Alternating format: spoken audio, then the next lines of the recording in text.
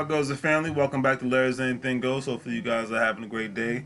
Today's subject matter we're going to be talking about, one of my favorite subject matters, is the millennial generation. I am a millennial, born in 83, guilty as charged, love it or hate it. That's my generation, so I'm going to rep it to the fullest. And if you are a millennial, be proud, even though we are a little quirky and crazy at times, but it's all good. That's what makes us who we are, right? So we're going to be talking about retirement in regards to millennials. And it was an article I read the other day talking about this subject matter, and I found it to be interesting, so I figured I'd share my perspective on it with you all. So my generation, the millennial generation, was born between 1981 and 1996. Studies show that before the Great Recession, which was basically back in 2007, a lot of millennials weren't saving a lot of money when it came to retirement, because we had that, we were younger, live for the day, not tomorrow, blah blah blah, blah, that nonsense. And according to the Motley Fool article that I read the other day, by the year 2017, the median millennial retirement fund has hit $36,000. So that's, seems to be good news. It might not seem like a lot of money to you, but it's climbed much higher compared to where it was before the Great Recession. The Trans-America Center for Retirement Studies stated that, and I quote, it's 4 times higher, because before the Great Recession, it was $9,000 was the average savings of a millennial and a lot of people during that time frame. And I can completely understand, because before the Great Recession in 2007, having low savings and financial retirement accounts weren't on the menu back then for a lot of people. And especially since everyone, and I mean everyone before the Great Recession, they they put all their energy, and when I say energy, I mean their energy and their money into a couple of things: buying an overpriced home, buying overpriced boats, cars, putting a lot of unnecessary items on the cars. Always we would say soup up their cars, constantly refinancing their home, taking equity out of their home, and obtaining college degrees with outrageous student loan debts, all at the same time. And I remember during that time period, because I'm from the DMV area, Washington D.C., Northern Virginia, Maryland area, and I remember real estate, like it is now, during that time frame, was very, very overpriced. Your average townhouse in the DMV area was about 300 and something thousand to almost $400,000, and then your average single family house, and I'm speaking in Woodbridge terms, Woodbridge, Virginia terms, was about $500,000 to $600,000. For your average single family house. The housing, it was crazy. It was crazy all over the country, but it was definitely crazy in this area. And obviously, the bubble burst like it does, and a lot of people unfortunately were affected by it. The country was affected, and it was a crazy time. But I remember meeting so many people, as the quote unquote, the term as my mother calls it, house poor back then. They had the nicest house, the nicest car, but they literally, if they lost their job, they would lose it all in the blink of an eye. And you have a lot of people that are like that now, and that's fine. It's your choice, it's your money, it's your life. But just think about, if you lose your job, where are you going to be at financially? So it's just something to think about. Because of my mother and my father, so my parents' mindset, a lot of people's mindsets in my family, that because I listen to my elders, I have a lot of respect for them. I've always been mindful of my spending when it comes to a lot of things. I've always been mindful of saving money when it comes to a lot of things. So, and then always been mindful of having some sort of an investment, on whether it's stocks, bonds, or an IRA, and then eventually, buying a home. So I always wanted my money to work for me. I like everybody else, I bought a little things to suit my car up and all that good stuff, and taking a vacation, something to that effect. I'm not into jewelry and things like that, so it never did anything for me. Adventure gets me excited, so I'm definitely a millennial. That's one thing I love about my generation. We're really not impressed by things that much, but we are impressed by lifestyles and adventure. Having enough money to live the lifestyle to be able to travel whenever you want to. That's a very impressive thing with the millennial generation that I love, and a lot of other millennials love. So I think that's awesome. But I could go on and on about this. Obviously, you can tell this is a subject matter I think about a lot and I actually like. So I could go on and on about this, but that was the mindset back then.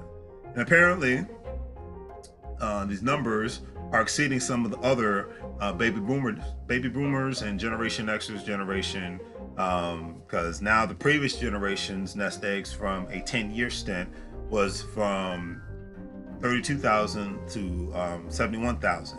Now, in 2019, it's from 75,000 to 157,000. It's considered to be a robust climb, but it still isn't close to the millennial success, as the article stated. Now, I'm not going down the road because one, those expectations for the baby boomers and the Generation Xers of saving money was way lower compared to the expectations now, because one, the cost of living was a lot less back then, and they had better pension plans. I had to think about that because those really don't exist anymore. They had better pension plans with the companies and the government agencies that they worked for. So, staying at one place back in those days during those two generations, baby boomers and Generation Xers, it was the norm, one, and then two, you were definitely compensated for your loyalty to working for the same company or staying for the same government agency. So there was more loyalty and more pride in having jobs back then and staying with one particular office, because the rewards were much more higher and better than they are today. Because today, you usually leave with if you're with a company, a lot of times they allow you to cash out your leave, so that's an awesome thing. Have extra little cash while you transition to a new job, or you have more options to purchase stock with a company, or you get to roll your 401k over from one company to the other company when you go to a new company. If you're with a federal government agency, same options for the most part, except your retirement stays the same and all that good stuff. But so it's just, we live in different times, and a lot of jobs don't even offer 401ks. So a lot of times people have to get an individual retirement account, which I highly recommend. Whether you have a 401k or pension plan or anything, it's always nice to have some sort of a backup plan. At least have one. That's what I always say. But anyways, especially when it comes to retirement. But like I said, I could go on and on about this. Now, I'm not going down the road of generation versus generation nonsense, because that's not going to get us anywhere. Because let's be real about one thing: every generation is different from one another, and that's cool. That's what we can learn from one another. I've learned so much from baby boomers and Generation Xers. It is not even funny, and I love it. I love learning from people from different mindsets, different backgrounds, and different perspectives, because if I'm just around everybody who thinks like me, then I'm never going to grow as a person. And I advise you to be that way at the same time. But I digress. So because every generation, they had different hurdles, to deal with, issues. No generation's perfect. But that's the good thing that boomers had compared to the millennial generation. They had pensions. But caveat to that is, with the millennial generation, we have more of an entrepreneurial mindset. So we're not always just thinking about things from an employee standpoint. So we feel that even though being an employee, a lot of things are limited, being an entrepreneur, the sky's the limit. It's a beautiful thing, but that's another subject for another day. So, especially since a good population of baby boomer generation had good pension plans, like I said earlier, and they had more job security. That's another thing I didn't touch on. It was very common for somebody to be at a company or government agency for 30 years or 20-some years, and the chances of them getting laid off was much less during that time period than it is today.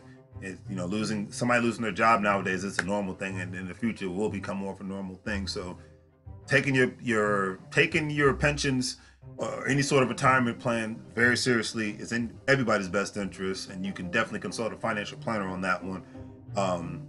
And being an entrepreneur, that's a no-brainer. Even if you're not going to be a full-fledged business person, have some sort of an investment in some sort of a business, so that you have income-generating asset or assets coming your way. So at least if you're not going to spend the money, you can save it, or invest it, save a little, invest, or save a lot and invest a little, or vice versa. That way you have backup plans, because without that nowadays, you will be SOL, and there's no ifs, ands, or buts about it. Don't take my word for it. Just go out there and do the research on your own. That's what I always say. Nowadays, for the millennial generation, a pension plan is in the form of a 401k and an individual retirement account, stocks, bonds, savings accounts. Please save your money if you can. I don't care if it's $5 a month. Save something. And assets, asset performing business or whatever. It could be just a rental property, whatever. It's something that's generating money that you don't have to use to pay bills and go on a vacation, but you actually save it and invest it. That's just my personal opinion. So the article also gave kudos to the millennials for increasing the contributions to the retirement funds, which is in our best interest. But they stated that they're still lagging behind for what they need for a retirement. This is very true, because no matter how very meticulous one is in regards to saving their money, it a lot of times it's just never enough, and a lot of times one can't even afford to even to save more than $10 or $20 a month. So I get it. People fall on hard times. Life happens. I'm not knocking that at all. But if you can do it as soon as possible. And this, I always say, Dr. Royce Watkins says it all the time, and I quote from him. Make it a conversation around the family table, especially if you're a parent. Make it a part of your kids' everyday life. As much as they get jazzed about YouTube and cartoons and sports, and whether they're teenagers, let them get just as jazzed enough about money. That's why I think it's great that guy Derek Grace, you guys should check him out. He's down in Florida, Tampa Bay, Florida. Guy is amazing. I've listened to his video blogs. It's called the Learn and Unlearn podcast that he has on YouTube. Derek Grace, and he's come out with a board game for everybody, and it's about basically money and how to utilize it and how to make it work for you and your family, at home banking, things of that nature. So look up Derek Grace. You have all that information to be great. He's a great guy. I'm very impressed with what he's doing with his board games and his entrepreneurship. Like I said, I could talk about this stuff all day. And I commend him, and I hope more guys, because he's a millennial as well, more gentlemen like him and females, do what he's doing and do better, or do something else, but they're doing something from an ownership perspective. So that's just how I look at it. So back to the article. So most generations never really made their targeted financial goals. Makes sense. Like I said, no generation is perfect. When it comes to money, we can learn and earn in so many different ways nowadays. I always learn something new every day about any and everything, especially when it comes to money. And I love it, because I don't know everything, and I don't want to, because I always say this world would not be a very fun place if I just knew everything. And reading, and I love engaging with others who know more than I do, or other things, and etc. So the Transamerica Center study stated that millennials won't be able to truly retire if they do not save, this number's pretty crazy, $500,000 for life after work. Most people in the United States of America can't even save $5,000 a lot of times. So even to have that, a lot of times people have to borrow against their 401ks or IRAs because they've come into some sort of bad debt. We are the debt economy, and we're the bad debt economy. We're not the good debt. The good debt is, debt that you're getting for assets that are performing money. That's good debt. But we're debt ridden when it comes to cars, clothes, jewelry, what else? A student loan debt. Just, I could go on, credit card debt. We are the debt society. But I'm going off of the article. I don't see that being too much of a realistic number for a lot of people, but it could happen with enough discipline and with enough investing and with being around the right people at the same time. People who are entrepreneuraholics and not shopaholics. But that's just my personal opinion. That group economics I always talk about. You can't do it the old way anymore. The 70s and 80s, 60s, 50s are over. 2019 is here full-fledged, and we're going forward, and you have to start doing things differently. The mindset of an employee is cool for a job, but when it comes to real life, it's going to keep you alive, but it's not going to keep you put you in the land of retirement. So, but I digress. So now, like I said, it seems like an impossible number for working people.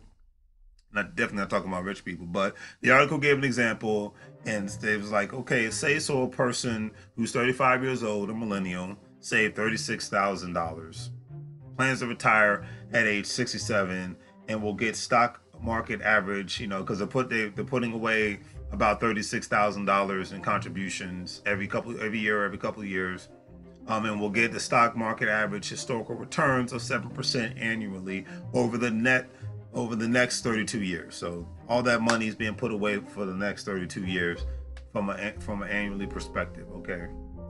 Hypothetically speaking. And in theory, the $36,000 will have grown to about $296,000 and $224, This is all on the assumption of a person making $50,000 salary and keeping up a steady retirement savings, $50,000 or more, keeping up a steady retirement savings, putting away 5% of it annually over the same period.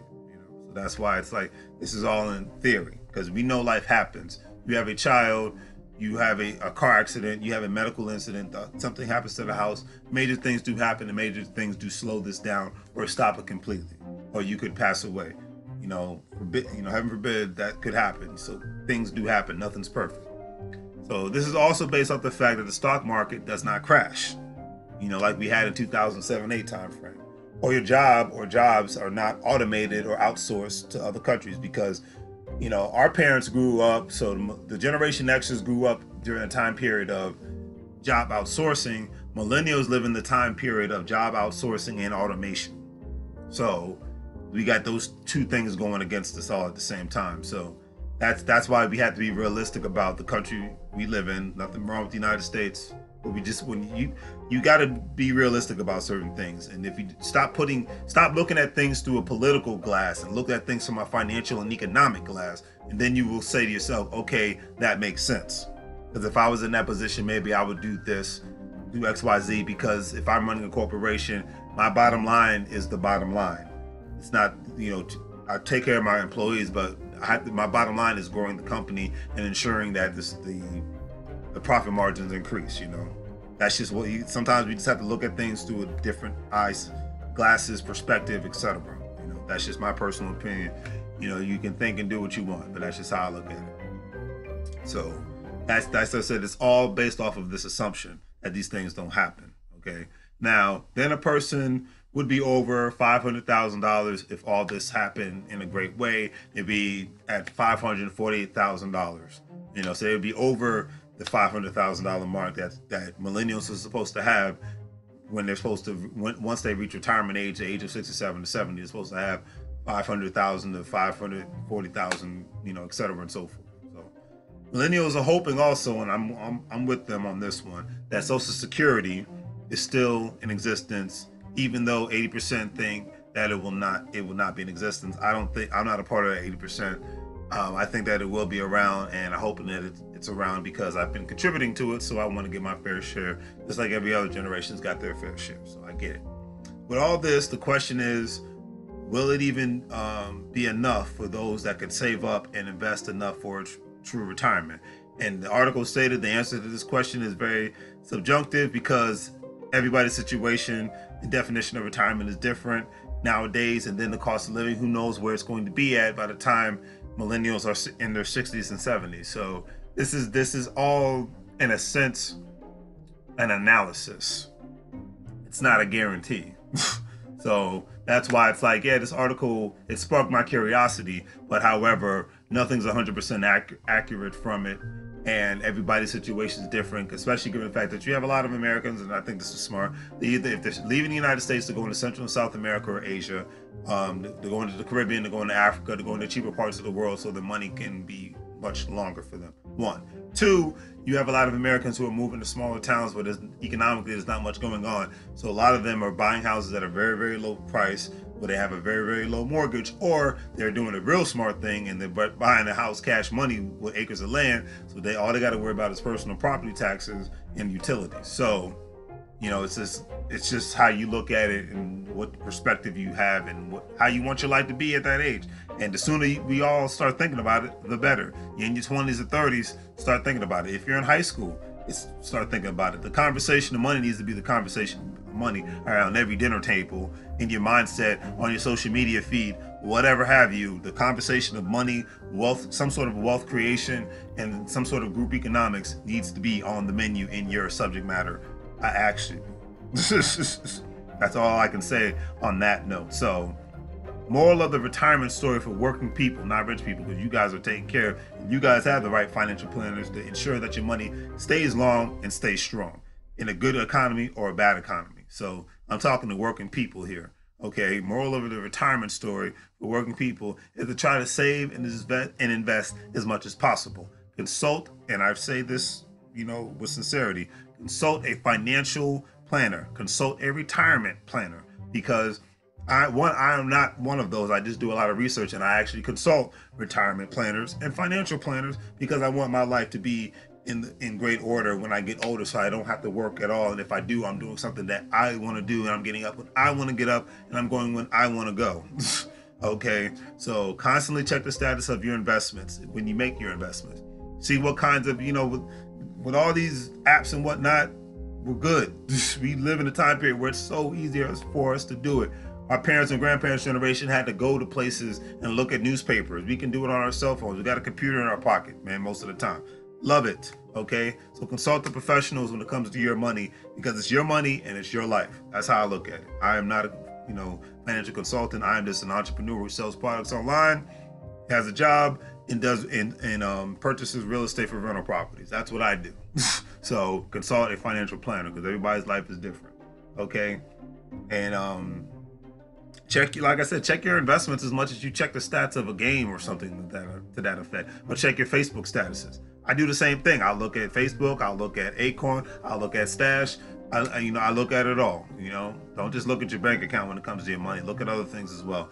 Make sure your money's circulating and percolating and working for you and growing as it should be, not just losing value sitting in a savings account. Please. Also, try to retire without, and I say this with all sincerity, without a mortgage, if possible. Or try to downsize your lifestyle when you get older as much as possible. And that's the one thing I love about the millennial generation. We're not into things, we're in adventure, and we're into lifestyle. So on that note, hopefully you guys enjoyed the video. Please give it a thumbs up. Please share. Thanks to all the Facebook fans out there.